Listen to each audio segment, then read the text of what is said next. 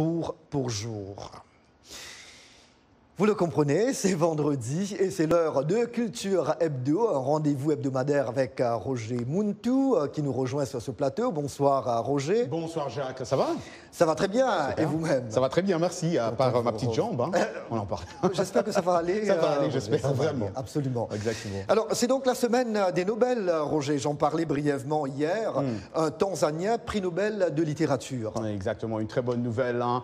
Jacques, l'écrivain tanzanien Abdul Razak Gurnah a reçu jeudi le prix Nobel de littérature pour ses œuvres qui explorent l'impact de l'impérialisme sur les individus déracinés. L'Académie suédoise a salué sa profonde compréhension et sa compassion dans la façon dont il a écrit sur les effets du colonialisme et le sort des réfugiés. Cette distinction, Jacques, a été bien accueillie en Tanzanie, comme nous allons d'ailleurs le voir dans ce récit de Thierry Kaoré.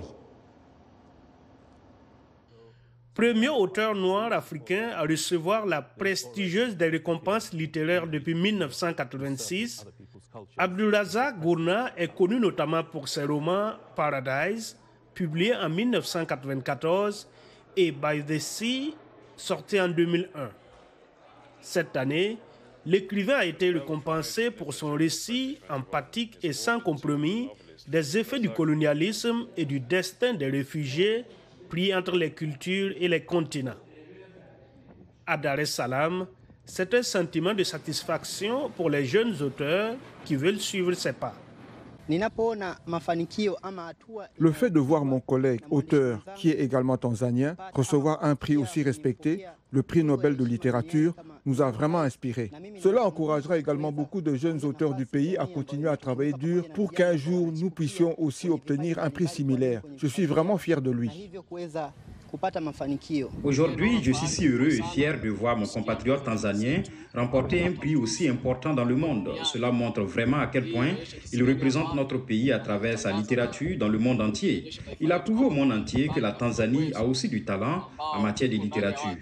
Le gouvernement tanzanien a également salué la consécration d'Abdulrazak comme une victoire pour la Tanzanie et le continent africain. Son porte-parole a déclaré sur Twitter: Vous avez sans aucun doute rendu justice à votre profession. Votre victoire est celle de la Tanzanie et de l'Afrique. Mais si l'auteur écrit depuis ses 21 ans, ses ouvrages, 10 romans et quelques nouvelles, n'ont été publiés qu'à partir de 1987. Jusqu'à son récent départ à la retraite à 72 ans, Abdulrazak Gurnah était professeur de littérature anglaise et post-coloniale à l'université Kent au Royaume-Uni. Jacques, il faudrait aussi rappeler que ce prix prestigieux est assorti d'une médaille d'or et de 10 millions de couronnes suédoises, soit plus d'1,140,000 $. Pas mal, hein? Pas mal, félicitations à Gurnah en tout cas. Bien sûr.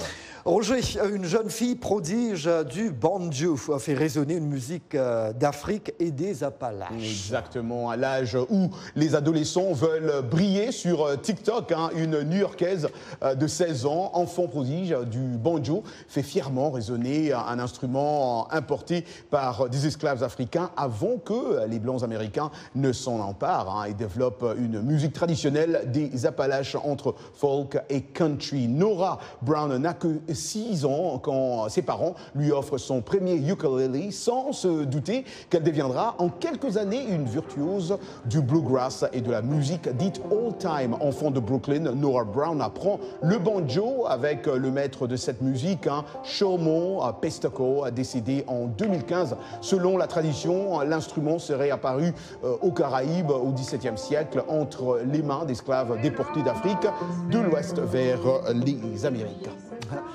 Et maintenant, d'ailleurs, je dois rappeler aussi, Jacques, ce banjo a encore sa place dans le mouvement ragtime de jazz de la première moitié déjà du XXe siècle. Cet instrument avait déjà commencé à faire parler de lui-même. Parfait. Alors maintenant, Roger, une artiste béninoise invitée de VOA Afrique. Ah ouais, c'est une bonne nouvelle en tout cas de la semaine. C'est Simé, qui est une artiste, auteure, compositrice, interprète et chanteuse, née à Kové, une ville située dans le sud-centre du Bénin. Elle a remporté plusieurs succès, dont les Cora Awards. Simé était l'invité de VOA Afrique au micro de notre collègue Georges Léonard Sagnon.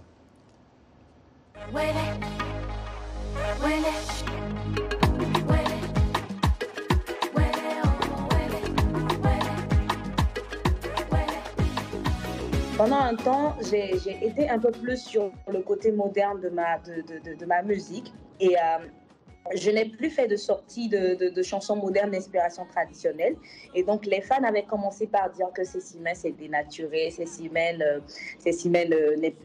devrait faire un retour à la source, Cécile Mène ne chante plus comme avant, Cécile Mène a perdu son authenticité et tout et tout.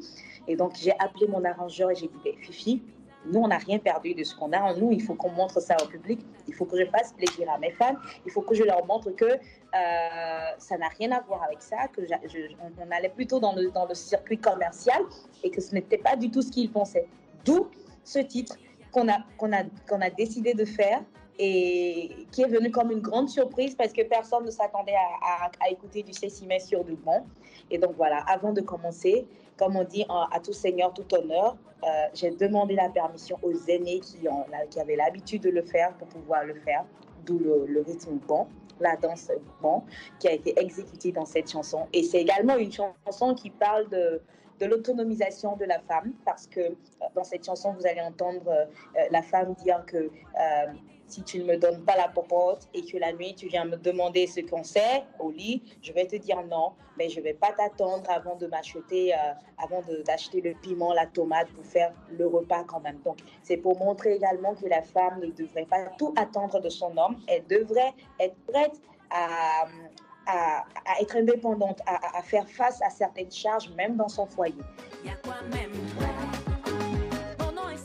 You go, Cécile Mène. J'adore quand elle dit l'autonomisation de la femme. Hein. Absolument. Bravo à elle, en tout cas. Absolument. En tout cas, merci bien, Roger. Vous revenez vendredi prochain. Ben, merci beaucoup, Jacques.